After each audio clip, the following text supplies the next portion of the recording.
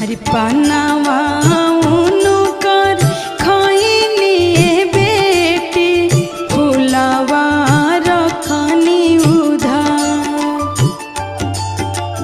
पनावा उनकर खैनी बेटी फुलावा रखनी उधार।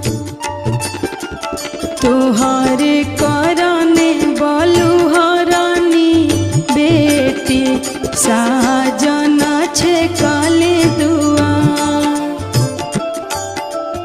तोहरे करने बलुहरानी बेटी साजन छे काले दुआर।